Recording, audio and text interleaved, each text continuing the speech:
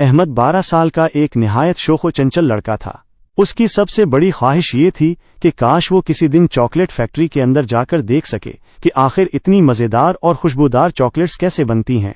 अहमद को हर किस्म की चॉकलेट पसंद थी, दूध वाली, बादाम वाली, क्रीम भरी हुई और सबसे बढ़कर वो जिसमें कारामल बहता हो।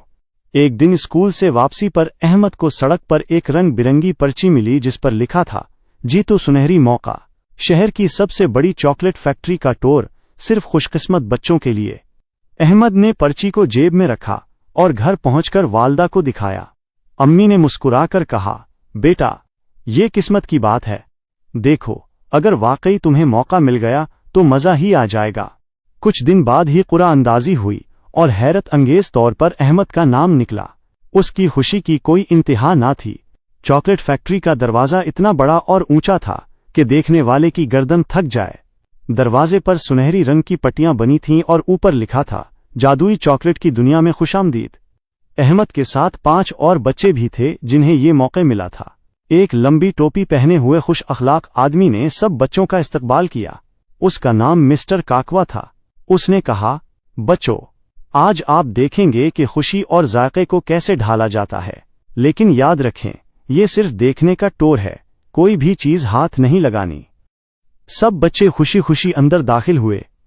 सबसे पहले वो एक हाल में गए जहां दरमियान में चौड़ी नदी बह रही थी, मगर ये आम पानी की नदी न थी बल्कि पिघली हुई चॉकलेट की नदी थी।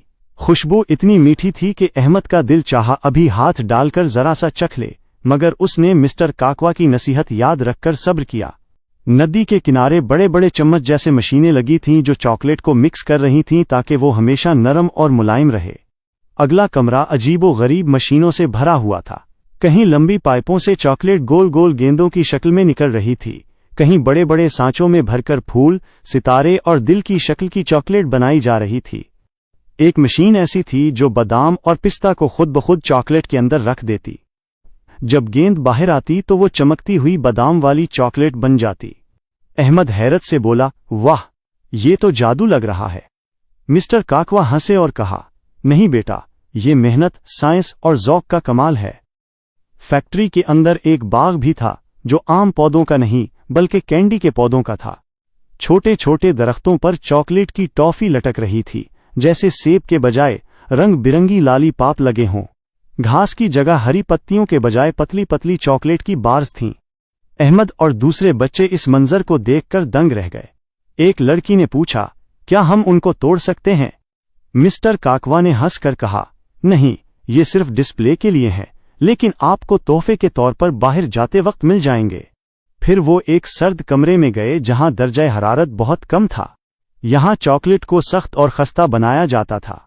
बड़ी बड़ी मशीनें चॉकलेट को फौरन जमा देती ताकि वो पैकिंग के लिए तैयार हो जाए। हर तरफ खुशबू, रंग और जायके का जादू फैला हुआ था। आखिर में सब बच्चों को एक बड़े हॉल में ले जाया गया जो चॉकलेट म्यूजियम था। यहाँ पुरानी तस्वीर, पहली चॉकलेट की बार और मशहूर पैकिंग के डब्बे रखे थे। मिस्टर काकवा ने बताया कि दुनिया की पहली चॉकलेट सदियों पहले कैसे बनाई गई थी और आहिस्ता आहिस्ता ये एक आलमी सनत कैसे बनी। अहमद ने बड़े गौर से सब चीजें देखें और दिल ही दिल में सोचा, काश मैं बड़ा होकर अपनी चॉकलेट फैक्ट्री बनाऊं। टूर के इख्तिताम पर हर बच्चे को एक खास डब्बा दिया गया जिसमें मुख्तलिफ जायकों की चॉकलेट्स भरी हुई थीं। अहमद ने डब्बा खोला तो अंदर एक छोटा सा कार्ड भी निकला जिस पर लिखा था, ख्वाब देखने वालों के लिए दुनिया हमेशा मीठी होती है। अहमद ने वो कार्ड जेब में रखा और खुशी खुशी फैक्ट्री से बाहर निकला।